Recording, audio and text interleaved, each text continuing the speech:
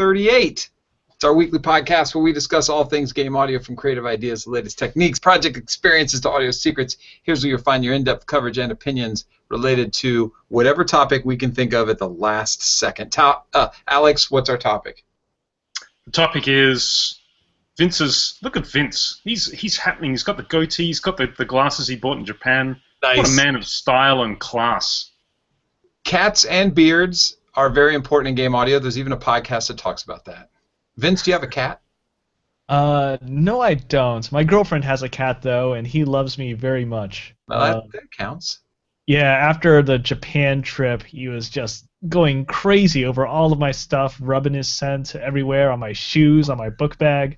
Actually, now that I think about it, I'm glad I don't have a cat, but whatever. Mike's got 2 cats. I do, though neither of them are here today, but the night is still young. Do you have your cool carpet behind you that they lay on? It's still there, so I'll keep you guys updated. If any cat arrives, I'll just lift the laptop so you get an eyeful. By the way, not to be too much of a stickler for math, but I think we're a little past episode 38 at this point. Did I say 38? You did. I'm Slicksdexic. So what are we on, 84? 83. 83. That would make sense. That's kind of hilarious. I didn't even think about it. So, guys, this last weekend, I was in Tokyo. I just got back last night, and paying a little visit to a game company called Friend and Foe, which you may have heard of, or may not have heard of. There's a bunch of ex AAA guys from Sweden who banded together to make a tech demo called Vane, which has gotten a whole lot of attention.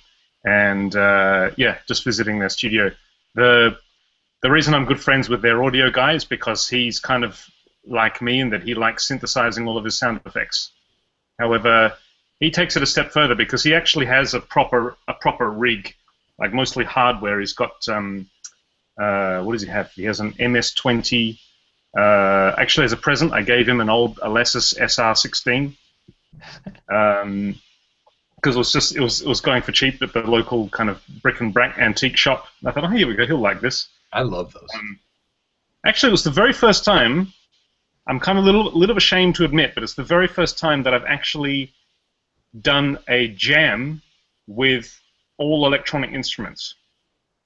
Ooh. So we had the mixer, and we had he was working as one of the old Korg Electribe things and the MS-20. And then I was doing like all the beat stuff on the SR16 and also jumping in on the Electribe every now and then and stuff. It actually works. I was kind of surprised, when you come from my background where everything is sort of, prepared in advance. When you actually get there and you're trying to figure out the machine as you're going along. He had everything clocked to the Korg analog sequencer that they make that runs the MS-20. I don't know what it's called. It's like a little. Oh yeah. I'm sorry. I was thinking ahead for something I was going to do. What was that MS-20? Sorry, wasn't it like the 50 something? Yeah, I can't remember, but it was like this little analog sequencer, and he had everything clocked to that, and it was great fun. I mean, we've worked together before, but sort of working on stuff and then mashing it together later, but never actually in the same room, standing there, twiddling the knobs right there. And I was really, really surprised. It's kind of fun, and it actually works. As a guitarist, it's the MS-50 analog sequencer. Maybe that was it, yeah. It looked very new. I don't know if it's like a new thing that they're doing. Oh, never mind. I'm thinking of, I'm old, so of course my reference is old. It might have, it has to have had, we lost Vince. It has to have had MIDI because it was clocking it was synced up with the Electribe and the SR16 because they're all MIDI devices. So. Oh, good call. Anyway, he got me all inspired to think, well, I think it's about time. I always complain about not having enough space around here, and I don't. I mean, I have like basically, what is this? Let's see, using your archaic system, 2 feet, two elbows, whatever you call it. They're horse pounds. This is a horse pound from here to here. Right. You're not two Fahrenheits, I guess you would call this, of space to work with here. So I just don't have the space for like hardware stuff. But yeah, one question I wanted to ask you guys before we start talking about sample libraries and things that I can't really contribute to very well. So let me ask you this. I was walking in Tokyo, and I was going back to the train station last night, and I was thinking that it's really, really interesting that these days we're finding that this whole idea of digital versus analog, and this whole idea that now we seem to have arrived at this place where if you are using digital, like if you're using stuff in the box or you're using software, there's probably some reason why you're not doing it in hardware, and there's sort of like this inherent thinking that people have that, well, the analog stuff is better and it sounds better and the workflow is better, and if you don't have the money or you don't have the convenience, or like in my case, you just don't have the space, and I just can't afford to have lots of racks of stuff over here, you work in the box. But ideally we all, as synth people, we all sort of long for that big wall of Eurorack stuff. Isn't it interesting that when you look at LP records and you look at film photography and you look at music hardware, that now we've sort of everything's sort of turned around now, and we sort of seem to be looking backwards as we're marching forwards in this idea that everything that's hardware in audio is better. What do you guys think about that? I think to get to the bottom of this, we're going to have to wait until people who are my age or Kyle's age are dead, because it's very hard to separate an appreciation for analog circuitry and all that voodoo from sheer nostalgia that we have for the days when there was just a knob and then maybe a patch switch and there were 64 patches. And there was something really methodologically fun about being so limited, because you didn't spend all your time flipping through libraries and presets. You just had kind of a small, intimate palette, and there was a fun sense of physical interaction with your device. So how much of this is our nostalgia for that time, and how much of it is, wow, I just can't get away from the sound of an actual Roland 1080, and all the noise in the circuitry adds a certain je ne sais quoi to those sounds that you just don't get today. I don't know how much of those two factors are contributing. So I'm with Mike on that. There's something about holding the synth, and Mike will attest for my live room full of synths that I'm a dirty knob tweaker, man. I want to get up there and I want to feel the bass vibrate through the casing coming out of some amplifiers, and you know what? Mentally, for me, it's easier for me to understand a synth if I can put my hands on it than if I can put a mouse on it. And the same goes for digital stuff. When they come out with the digital synths and they'd have those windows that are about that big, that'd take the hell out of me, because there was all this stuff in there, and I had this, like, basically 3 stamps worth of space to try to figure it out. And so, I don't know, Alex, I think, since you like to create stuff from scratch anyway, it would be extremely similar for you to just sit at a synth instead of using a mouse. I would imagine that you would say that it's 6 or 1/2 dozen the other for you. Yeah, that's the thing. We're filling with my friend's the MS-20 that he had. 2 things came to mind. Number one is that this is exactly the same as what I normally do, except I'm using my hands and not a mouse. That's number one. The second thing is that, does it sound any better? Well, not really. I mean, it's more sort of because I guess it felt more like a workflow kind of thing. With a mouse, you're focused on single points of interest. With your eyes, you move things around, and okay, that goes to here, and you think very. Very I hate this word. Methodical way. It's like, this goes to there, and I want to create that, so I have to do this into there, and then that produces that.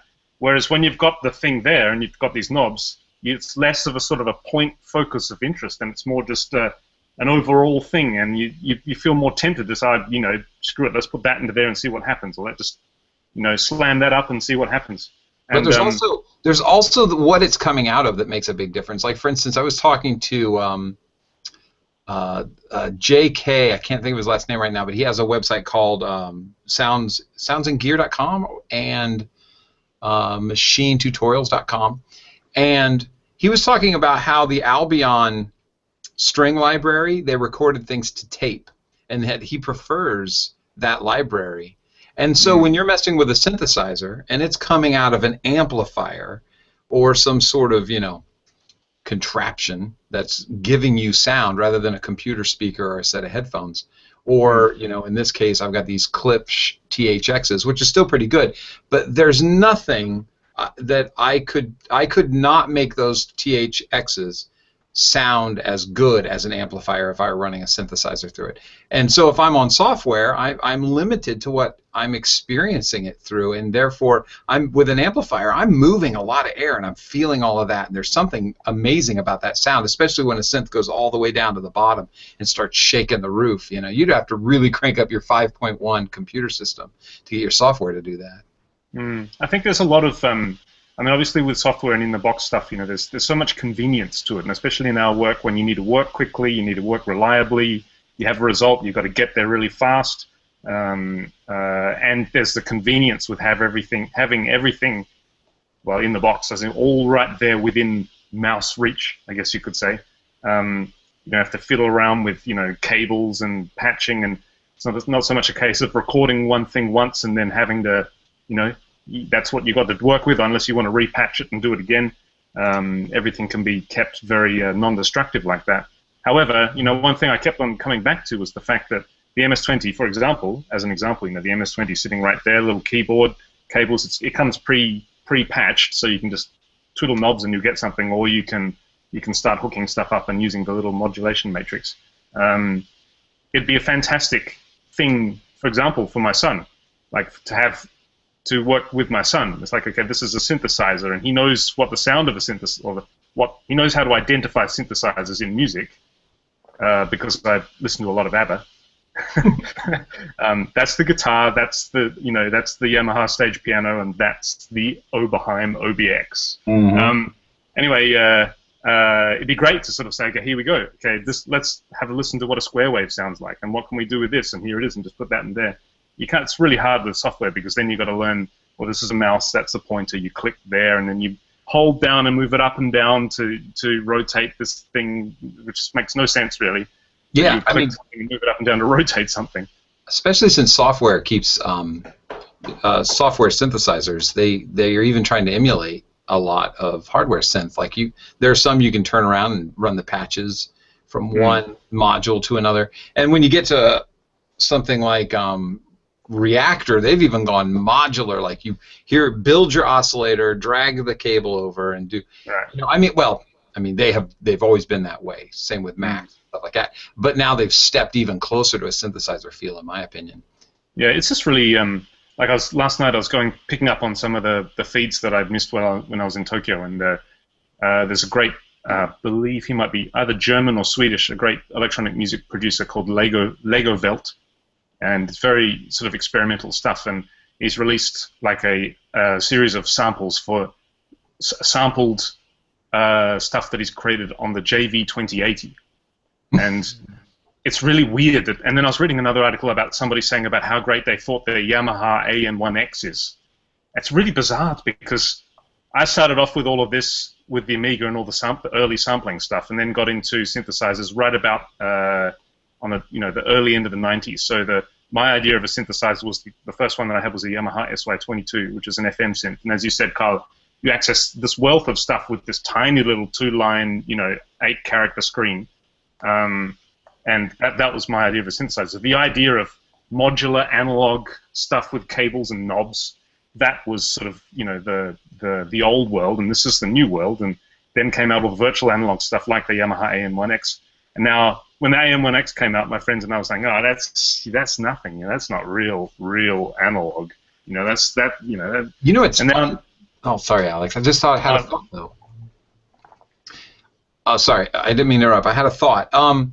So when one of the big elephant that we're ignoring in the room, and please guys, don't let me dominate this conversation, is that a synthesizer is the idea of taking electricity and turning it into sound. A computer isn't doing that. it's emulating some sort of electrical force, right? It's converting it to ones and zeros, and then it's trying to act like it's creating a sound. And so when you run an Oberheim, you plug it into the wall and you get sound out of it. Its filter sounds different than if you run a Moog into the wall and get its sound out of it, right? And so in software, they're emulating this idea with ones and zeros and trying to get it as close as possible. And I've always wondered, like, I can hear the difference between an MS-20 and an old Mini Moog for sure. I can absolutely hear a difference between that. But in software, I can't really hear a difference between an MS-20 and like some sort of emulator, because I have their legacy collection, because I have that MS-20 controller, and I can't tell the difference between that and a real MS-20 until I hit the extremes, like I was talking about with like the low basses or the high-end stuff. And so, like, when I hear Voyager emulations from G Media or other people who've created Moog synthesizer sounds, even Native Instruments created one with, I think it's called Monarch, I can go out there and play my Moog, and I can't really tell the difference between the two because technology has gotten really, really good. And I think that's great, but when I go to put my hand on a mouse, I'm completely decoupled from the experience. The second I interact with it with a mouse, even though the sound is pretty much the same, except for, like I was saying earlier, the speakers that you're using to get the sound out of. What do you guys think, Mike and Vince? I mean, we need process. And I think as humans, we're really bad at actually knowing what actually is going on, monitoring state to state to state, identifying, and then having to instantiate state to state to state. Like, I don't know, if I said, hey, you have to drive this manual transmission car, and instead of going through the hand-foot coordination of the clutch and the shifter, you had to basically define, what are the RPM shift points. Oh my God! With a keyboard and mouse, right? Or it doesn't even have to be a keyboard and mouse. Imagine we did actually have some fantastic mental translation of what to do, and okay, we're going to shift at this particular RPM point, or at this particular speed, or at this particular part of a corner. And even if we had a fantastic mental interface for that, I don't think that we could actually do that quite as well as if we were moving our hands and our feet in this coordinated fashion, because the process is what connects us to what's actually happening more than our understanding of what's actually happening, because more likely than not, we don't understand what's actually happening. So we have that comfort in process that allows us to work faster, better, and be more creative. That makes a good point too. I went to a master class that Robert Fripp held. I'm going to talk about Robert Fripp. Warning! Okay. Warning! And warning. I was in high school when it happened, and I was playing guitar. I've been playing guitar in high school I'd probably been playing 8 to 10 years, depending upon when this thing was. I don't remember what it was. And so I felt very comfortable with the guitar, but there were limitations to what I was able to do because I wasn't, as Robert Fripp said, one with the guitar, because he explained it as being an extension of his body. And now that I'm in my 40s, I have heard that 1,000 times. But at that time, I really had not considered that this instrument was something that I was, that was part of me. That was this. It was as much as part of me as an arm. And once I started to accept that it was something for me to interact with, I was able to kind of get better at it, because I wasn't thinking of it as some kind of alien being that I was trying to control, which is basically what my thought patterns were before then. And the same thing when it comes to synthesis. If I get in there and I touch it, I'm one with that synthesizer rather than on a mouse. When I get to a mouse, I feel like it's almost like, I feel like it's software. For Christ's sake, they could just make it a spreadsheet. I mean, an interface to a synthesizer could just be an Excel spreadsheet. You just have to put in numbers and know where to put them in. And there's something about that makes it very cold for me, and I'm not able to kind of create in that environment, really. Mm. What Yeah. I know you guys love me for my airy-fairy, philosophical, whatever, who cares kinds of topics and stuff, but this is one that I'm interested in getting your opinion on. This is very airy-fairy, whatever, philosophical, bull, you know what. Why is it that specifically in the audio world, there seems to be this reoccurring theme of elitism when it comes to gear? This idea that for example, Nyquist in the which is a great username, by the way, Nyquist. Nyquist in the chat room is mentioned. He mentioned Yuhi Diva. Yuhi Diva is one of many, of course, but one of the greatest emulations of analog hardware in software that you will find. It's really incredible.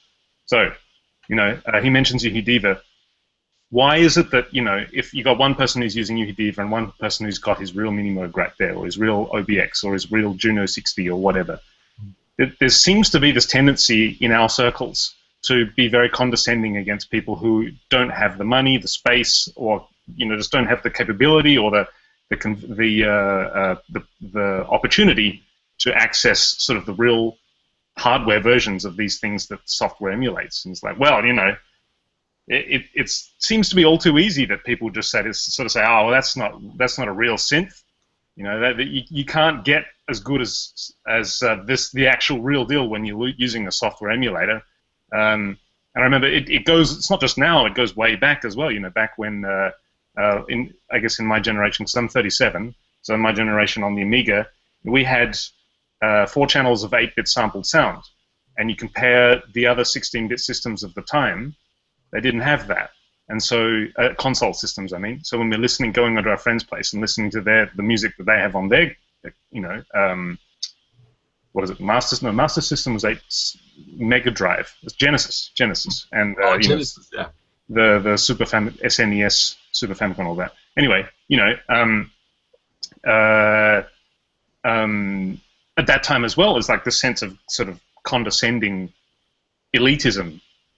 Why is it that we like doing this, and why is it that it seems to be a reoccurring theme that there's always a real thing that you're going for, and people who don't have that for whatever reason can never get there?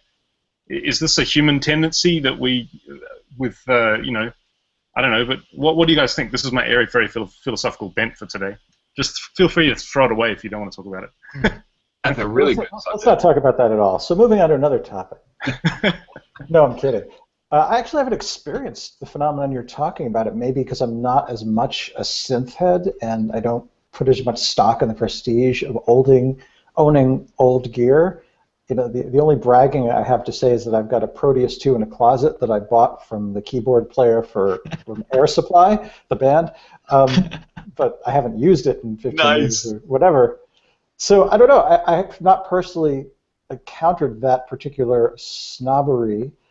I guess the closest thing I can imagine is I feel a little disdain sometimes for sampled orchestral plugins, even though I use them every day and spend all my time with them. In contrast to live musicians, I feel a little bit of, I guess, I don't know if I'd call it elitism, but strong preference for the real thing. Maybe you could tell us a little more about the context where this kind of nose in your air attitude about old gear comes into play. Is it kind of a thing you run into? This show aside, I know the show is rife with it, but in the real world, is it something that you encounter at conventions, or where does this come up? It actually, even in your field as well, Mike, it comes in the same way. If you have a fantastic cue, this sounds great. If only you'd done it with a real orchestra. In your field as well, don't you get that sort of? There's the idea that, well, here is something that the goal to aim for is to have it performed by a real musicians and recorded properly that way. And if you're just putting together cues using your contact libraries and your sample libraries and stuff like that, it's not as good. Isn't that also an expression of the same kind of elitism? Or is it actually, are you going to say now that it's actually a case of it really not being as good, even if you have... Definitely, yeah. It is a case of it not being as good in two senses. One is on this sort of subtle level of expression that is something we only really care about when we realize that it's missing. But I think there's also, when you're listening to an emulation saying, you know, that sounds really good, gee, what a pity you couldn't cough up a little money and make it real. What I think what we're actually referring to is, it's like we're aware of the mortality of that cue. We know that what we consider to be realistic is very much a function of the state of the art, and that in 5 years or 10 years, we're going to become increasingly sophisticated listeners as there are better emulations and better plugins, and that the digital emulations of a live string ensemble in 5 years are going to make whatever we're using now sound very primitive, just as I go back to the sounds of my beloved former JV1080 and listen to the string samples and go, how did I ever think that sounded anything other than like a noisy triangle wave? What was I thinking? You know, so I've cultivated an awareness over time that there's a definite time frame for the listenability of emulations of acoustic instruments. Whereas I would argue that synth sounds, because they're not trying to be something else, are in a sense eternal. They're not becoming less of an approximation of what they're trying to be. They're always that thing. You may not like the sound. You may think it's out of date stylistically, but you're never going to listen to, you know, like a nice warm analog synth sound and say, well, that doesn't sound like a digital sound at all. You know, there isn't that kind of time frame. It's interesting that it's also a little, it's curious, I'd say, that, you know, with synthesizers, you say that there's nothing that they are trying to be. That's really, really interesting, and because really, you know, somebody will probably argue the point here with me, but maybe at least more than half, definitely more than half of current synthesizer releases are trying to be something, especially in software. They are trying to be something. They're trying to be that thing from the 70s and from the 80s, you know, the classic FM sense, the old analog sense. They're trying to get that hardware sound, specifically the one. I mean, most of them will come out and say that, you know, this is an emulation of this. It's really interesting that, you know, with all of the things that they could possibly they could do with this technology to produce sound from electricity and from nothing, it's interesting that they would still come back to try and make the same sounds that we're used to hearing from those very, very early recordings. I think Carl might be able to chime in here too, that the same thing can be said for guitars as well. You know, those classic, you know, the Telecaster, the Stratocaster, the Les Paul, you know, those classics, it's funny that they just come up again and again and again. Yeah. All these brands basically making the same 3 guitars or the same 2 basses, you know, the jazz bass and the P bass, and maybe the Stingray as well if you stretch out a little bit. But I mean, it's kind of interesting, isn't it, that we would want to constantly be looking back like that. And maybe that's the reason why we're sort of digging a hole for ourselves, saying that, well, we're just trying to achieve this character of the original, and that's the reason why it's an emulation of the original, and that's why the original is always going to be better, and that leads to this kind of elitist sort of tendency. I felt it, absolutely. And even in software, even in orchestral libraries, there are orchestral libraries that I prefer that other people don't. And I think they sound great, and other people don't. And I think, you know, it's kind of like picking your football team, which, by the way, the Saints is the one to pick. Just didn't know if you guys noticed. But just don't talk about yesterday. Yesterday wasn't worth talking about. But I think people just attach themselves to something like that. As I said earlier, I prefer hardware synthesizers, not because I can afford them, because I cannot afford 90% of the hardware synthesizers. I've had to work very hard to get a Voyager and had to save up for a long time to get an MS-20, but I just like being engaged with the actual instrument rather than a software emulation. On the other side of it, I can't afford an M-Tron, although I am presently saving for one, and I will put one in the studio. So I use G-Media's M-Tron Pro because it sounds fantastic. Now, if I buy a piece of software, here's where software has the opportunity, is do something that can't be done with hardware. Do something amazing, you know, that does not exist, and I will be the first person to purchase that software and push my mouse around to control it. But if it's going to be something that just emulates something that already exists, and I've been through time and effort and savings able to put it in my studio, I'm not going to buy the software version because I would rather use the hardware version. And I don't mean that to be elitism. It's purely related to, well, I'm more comfortable putting my hands on a knob. I'm more comfortable playing guitar than I am using a guitar software like Versin or whatever, I think it's what it's called. So that but I know what you're talking about, Alex. Man, I've seen the elitism, and I think that I've accidentally contributed to it. But I mean only because I would rather put my hands on the knob than I would on a mouse. And if I can afford to get it, then I will. And same with FM synth. I ran out and bought, because you can get them for $25. The Yamaha TX81Z. You know, for $21 you can buy this thing, and here's your almost D70 FM synthesis. Why wouldn't you do it? But again, that is a module, so I am kind of putting my hands on software because I control that via MIDI.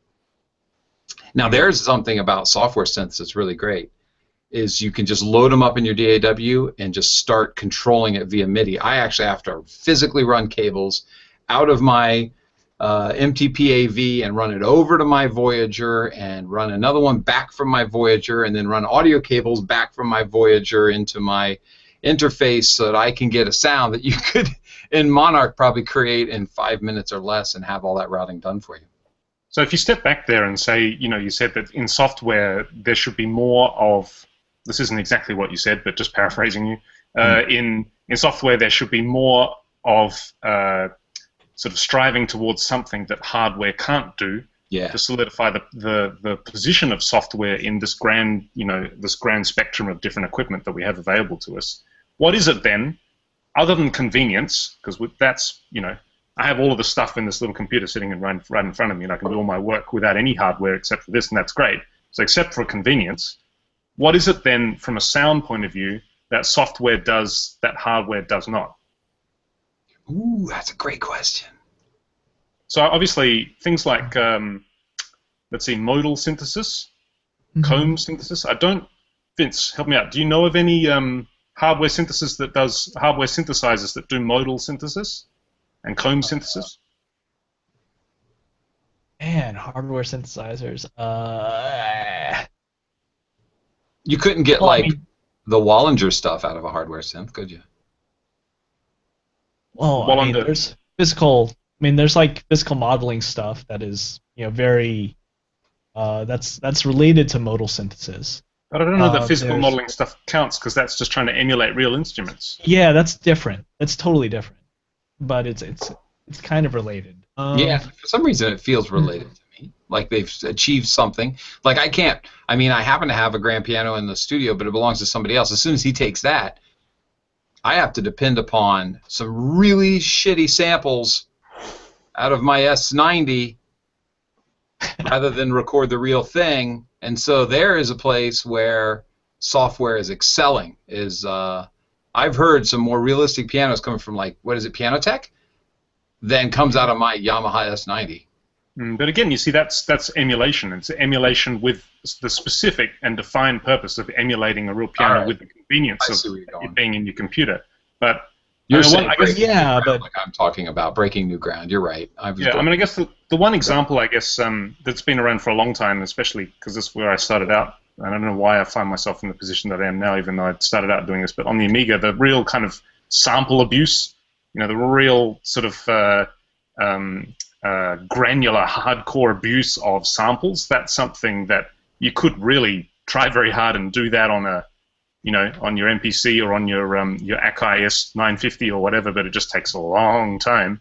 And also those things, of course, are limited by the memory that they have in them, so they can't load all of the, you know, such a huge spectrum of samples that you can do with modern sampling. But I guess as one thing that software can do that hardware doesn't, I suppose that kind of granular sample mangling is one thing. What else can you think of? Matt says granular synthesis. Are there any hardware? Granular is a great suggestion. Absolutely. I mean, that again is sort of sampling, using sampling as its base. Sure. Which I guess may be the one area where software has it on top, has it over hardware. When you say hardware, do you mean specifically analog audio hardware? Because, I mean, there's no reason you can't take an arbitrary computer system and throw it in a cabinet and call it hardware. Or the Muse receptor, where you can take VSTs and load them on a piece of hardware and play them. Right. Yeah, not necessarily analog, but just sort of the loose category of what is not a software synthesizer. I mean, you could set up, as Kyle said, anything could be made into a hardware module. There were people who had dedicated Giga Studio hardware boxes that were just special purpose PCs in a rack mount module. So it seems like the distinction is a little artificial unless you say hardware as of 1990 or some mechanical limitation on what you mean by hardware. When challenged with a difficult question, challenge the question. That's a tough one, man. That is a tough one. Yeah, you're not the only one who knows airy-fairy polemics, pal. Well, anyway, Alex, I'm sorry that you felt some elitist against you. It definitely exists in the audio world, doesn't it? It's terrible. Yeah. As open as we are about trying to promote people forward and say, here's how we do. I give and give it. I say, here it is, here's how much I made, here's how I set up the contract. At the same time, I know that in our audio community of giving, there's still an elitism.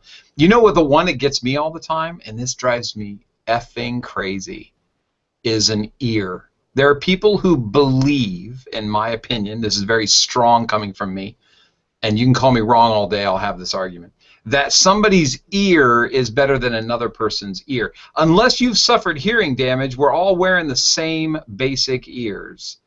And that drives me nuts that somebody will do a mix and say, his ear is better. Really? What did you hear? They can never specifically say, when I challenge somebody on the ear, what it was that somebody has heard that made their ears fantastic. But somehow, magically, there are these imbued ears of awesomeness. And I've had to compliment myself. Kyle's got good ears. And I think it's just preferences. It's literally just preferences, and the preferences have matched up. I've done a mix that has made you think, because it's the kind of thing that you would do if you were doing this, or maybe you don't know how to do the mix, and the music has now turned out to be like you wanted it to be, that magically I've got these ears. I don't. It's just that we match up in a preference kind of base. So Matt Ullman in the chat room is already challenging you. He says, not true, Carl. Your range over 14K fades with age. What do you have to say about that? Oh, that's true. But how many people are writing music at 14K and up? I don't think there are a lot of 14K songs out there, Matt Ullman. And I totally am with you. I do know that at age, that fades. And that does make it difficult for the airband. I will tell you, when I add airband, I'll somehow go, I'm not hearing a difference, but I know that one is being made. But the truth is, the overall mix isn't just 14K or above, which is where we're losing our hearing, is in the high range.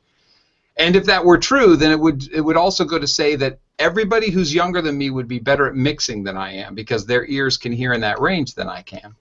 So, and I know that's not true. It's basically just a preferential thing, but I think, this is my opinion, and I appreciate what Matt Ullman has said. I think that even having my advanced age of 48, oh wait, I'm 47, I just added a year unnecessarily, that even though I'm losing, some of my hearing because of age, it hasn't affected my ability to do mixes where people are happy. And, people older than me, like, oh man, Gazowski and these super famous guys who are putting out fabulous mixes are 10 or 15 years older than me. They've lost even more hearing than I am. But it's all about their ear, and people reference this magical ear. This is truly Kyle Johnson's opinion, but I will definitely fight it. It's very interesting. When they say someone's got a good ear, I don't think they literally mean that the hairs in their basilar membrane have not yet degraded with the passage of time. I think they're talking about a kind of a loosey-goosey mishmash of auditory perception, trained auditory perception, discrimination, and taste, all kind of mixed together in a stew of a complement. So even if you and I have the exact same physical ears, you have much, it's kind of like being a wine connoisseur. You have much better discrimination. Your brain has been trained to process the sensory and perceptual information it's getting at a much higher resolution than mine has. When you mix, you're like, nah, I think the kick needs half a dB more at 232 hertz. and I'll be like, oh, was that the kick? I thought that was the snare. So there's a real difference in just the ability to deal with auditory information. That's a slight exaggeration, but it actually happened once with a kick and a tom, where I thought I was listening to a kick drum, and Kyle said, no, that's the floor tom, and I was like, oh, that's funny.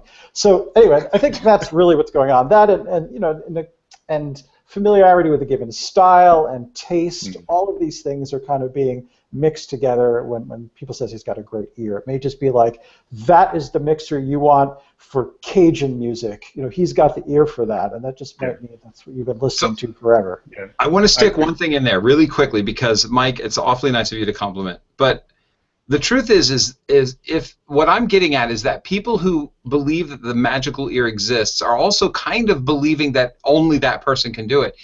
And it is, you said the key word, it is training.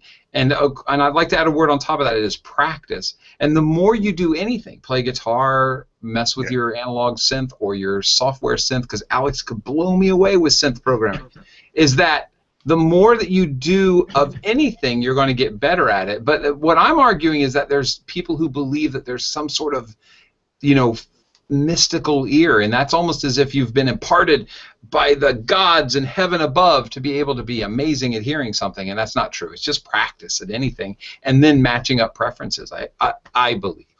Yeah, I agree with you 100%, and the human eyes and the human ears, they do definitely become, that the more that they are exposed to the same kind of stimulus, the more that they are able to sort of identify very, very more resolution, basically, because it's really interesting. This is a funny example. Like this weekend when I was in Tokyo, I've been in the west side of Japan for like 15 years or whatever it is, and so my ears are so tuned to hearing Western Japanese dialect that when I go to Tokyo, and I found it really bizarre that even though I guess I can say that I'm fluent in Japanese because I've been here so long, I'm standing on the train in Tokyo.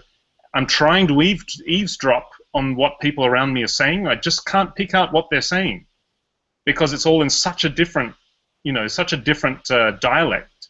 Which is actually, that's proper Japanese over there, and back here in the West we speak jive.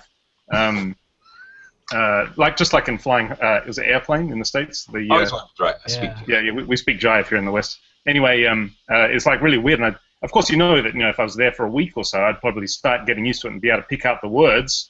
But it's the same thing, I think, with audio. And when people say he's got great ears or she's got wonderful ears, I think what they really mean is that, wow, that person has listened to so much music and has listened to so much 232 hertz versus 234.7 hertz that they're so practiced at it that after listening to that same thing so much, they're actually now able to discern it. So when people say, Carl, your mixes are great, you must have great ears, you should say, yes, my ears are very attractive. Thank you very much. I keep them manicured. I'm also very, very practiced at this, and these lovely manicured, beautiful ears have been doing this for a very long time, and that's why I can hear these things that you can't. It's not that you are unable to do it if you not that you are unable to do it if you practice, but it's just all about practice and experience. I thank you. Gosh, this turned into another compliment. Thank you very much. But so I did this album. We Spies is my ambient kind of band where I merge with people of all different places and try to create ambient music. And I needed to get it mixed. And I'm trying to think desperately of the name of the lady who mixed the record because she did an amazing job. She did such a masterful job. Honestly, and when I asked her, I said, "Oh my God, you're hearing all these things." She pointed at all of her equipment. She's like, "Well, all this helps too, And it really does make a difference if and back to the equipment part, in that, like anything, like an instrument. A great example might be a Stradivarius, right? So you can play violin and you practice a whole bunch, and you play violin brilliantly. But when you pick up a Stradivarius, you play even better, And so a lot of it is about getting yourself the right tools for the job, A plumber knows all of this stuff about plumbing and can twist and fix your sink and fix your toilet and do amazing things. But if you hand him only a screwdriver, he's only going to be able to go so far, So even with all that practice, it comes down to really just picking good gear for you, not necessarily expensive gear that is out of reach or that other people are saying is the best gear for the job, but picking the stuff that you believe in that enhances what your ability already does.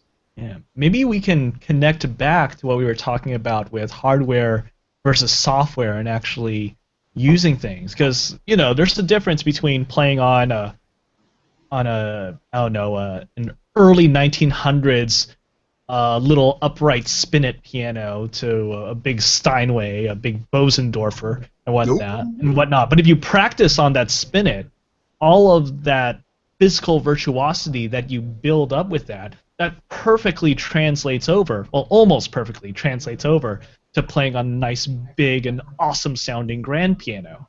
And I think a lot of synths actually work in a similar way. If you know the topology of one synth and you know how to move your hands around about it, and you're like, oh, okay, these sorts of knobs do these things, this sort of slider will typically do these things, and then, okay, you're confronted with another synth, and you're just, okay, let's see where this thing actually does stuff. It'll likely do it in similar places. I think actually a lot of software synths, because it's such a new and fantastic space, relatively speaking, compared to a lot of other audio production tools, it feels almost like you're having to relearn things, or at least maybe I'm just speaking for myself here, but it feels like I have to relearn things when I'm learning one piece of software versus another piece of software that does ostensibly the same thing. And maybe that's what is, even though I'm pretty new when it comes to audio and music production, I still find myself thinking, man, hardware is really great when it comes to quickly manipulating things and quickly getting sound out. So, Alex, are you alone in the software world? Are we leaving you behind? Are you doing amazing things with software and the rest of us are pushing a metal knob against a metal plate that has wood on the sides? I am. I would say I've heard your stuff, and absolutely you're doing amazing things with software. It's funny that I don't. It's not that I don't. Well, I mean, I don't get that comment that much, but it's not so much that people have said to me, Alex, you should really get serious about what you're doing and get some hardware stuff so you can graduate from that kind of those toys that you do on the screen there with your mouse. That's because the last ever since it's come out, pretty much every day I spend about 3 or 4 hours in Yuhi's Batzila, which is their modular FM synthesizer, which if you've seen it is a beast. But I could get you any sound you want out of that because I've had so much practice with it. And just the other day I caught myself thinking, you know what I'd really like to do is if I had the money and the space. Space is the big thing for me because this is Japan and I'm in a small box here. But even though it doesn't look that small, does it? It is actually quite small. I was kind of thinking to myself, I caught myself thinking, what I should really do one day is see if I can make myself a Eurorack version of Yuhi's Batzila synthesizer. Because that's the real deal. This is. Now I caught myself thinking, well, hold on, wait a minute. Where are we going to put all those modules? It's like, well, wait a moment. Why, and even me, why do I have this tendency to think that the real thing would be to have it in hardware, and the software thing is a fake emulation of that, and it's not real, even though I've really practiced with the software version, and it sounds fantastic. Not my sounds, they sound fantastic too, but I mean the actual software version, for example, my colleagues that I work with, when they listen to the sounds that I make with the synthesizer, they don't say, it's really fantastic, but it's just missing that hardware something. Can you do it on hardware next time? Because it's just missing that hardware something. They don't say that. That's a great point, because my example was when I'm recording something or when I'm playing back, I'm hearing it out of amplifiers or I'm recording it to tape or something like that, which I'm not doing here. But in a game, none of that needs to happen. That's the point, though. I mean, because when especially in game audio, as opposed to really high-end sort of audio music production, which is a different thing. Our purpose is making music for games, which means we are either in a supportive role as far as supporting emotion or supporting mechanics in the game, or of course we have opportunities to take the limelight as well. But yeah, when it comes down to it, at the end of the day, the player is not going to be playing away, just to make it authentic, playing away, thinking, wow, this is really great, but that sound, it sounds too much like software. If only it was real hardware. Yuhi. This is interesting. I was imagining somebody going, is that a real Yuhi or just some cheap knockoff?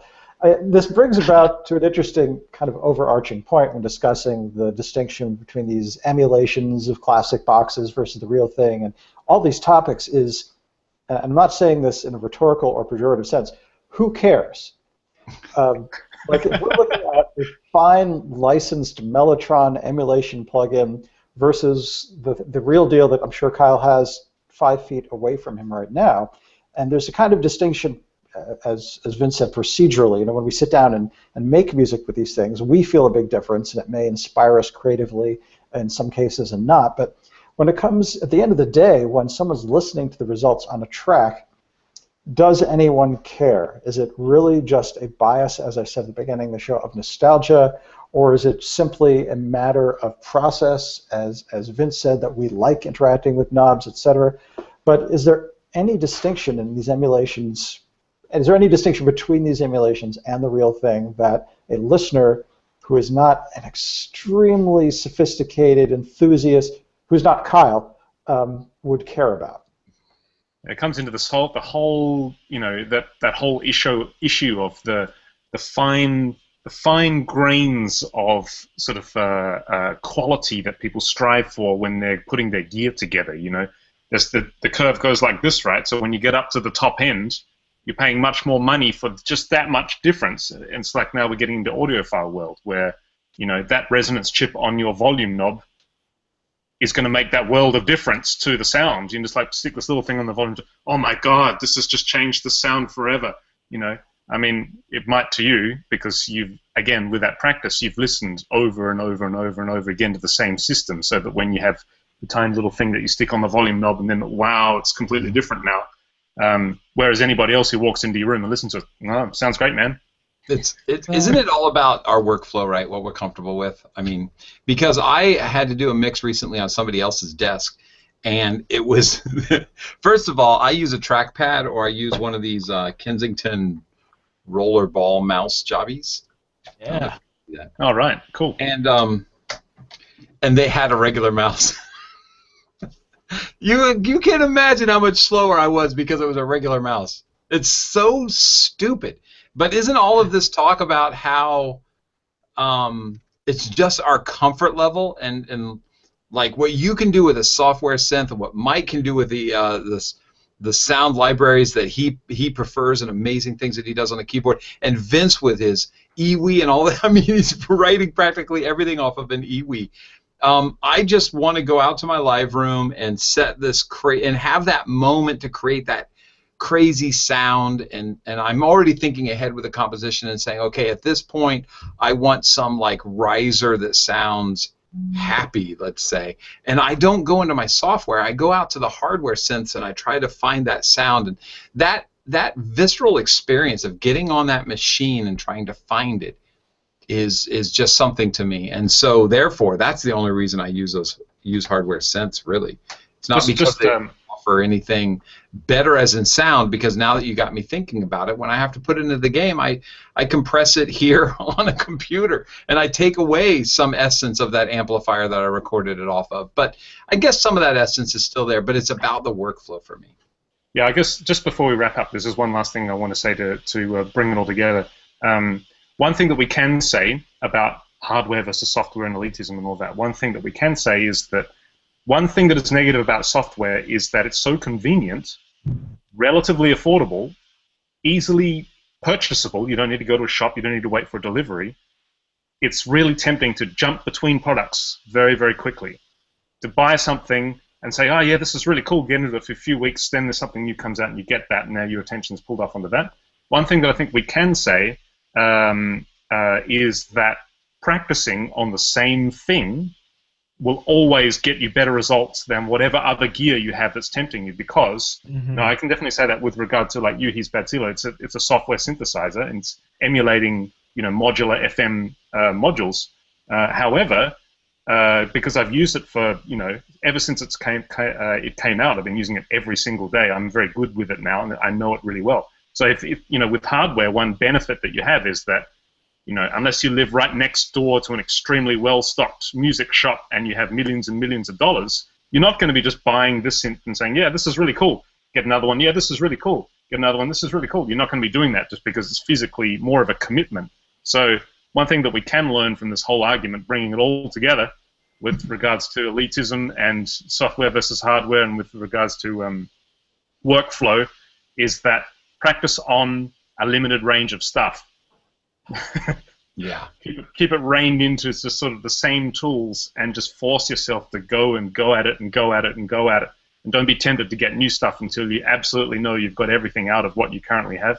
Because, with what you currently have, if you know it well enough, you can get better results than anybody with any equipment. And it's the same with ears as well, right? If you're forced to use, for example, if you're forced to use earbuds to mix your game on or to mix your music on, for whatever reason, if that's all you can afford, you can do it. You just have to listen to so much stuff on those earbuds that you know those earbuds in and out, and you know exactly that if you get this sound with your mix similar to that sound that you're used to hearing through your same earbuds, then you're going to be getting close, even though you don't have the the Genelex in front of you. So there we go. Thank you guys for tolerating my philosophical, airy-fairy bullcrap argument. I love it. That's a great topic, man. I don't think we've ever covered that topic. I don't know. It fell on deaf ears. Well, we're only at episode 38, so who knows? We haven't done very much. Wrapping around at the beginning. And poor Vince, man. He gives us these. Vinces are kind of like sage of awesome advice, and he participated in this like a massive giving of awesomeness, and then we all dominated him for, well, okay, who am I kidding? Alex and me dominated him for 38 minutes. Sorry, Vince. Probably because you guys are dispensing far more wisdom over that time than I am. I don't know about that. But anyway, so next week's show, we get to announce our next contest. So please tune in because you're going to see what you have to do to qualify for the next software that we're giving away from iZotope, our favorite sponsor and our only sponsor, but the smart sponsor that stood by us and has stood by us for a long time. I'm not making a lot of sense, but what I'm saying is that we love iZotope. And because this conversation got so intense, we didn't get to take a break and do the iZotope, hey, check out their new software. So Ozone 7 is the thing that they're pimping right now, and it is fantastic. Mike, what do you think of Ozone 7 for a quick plug?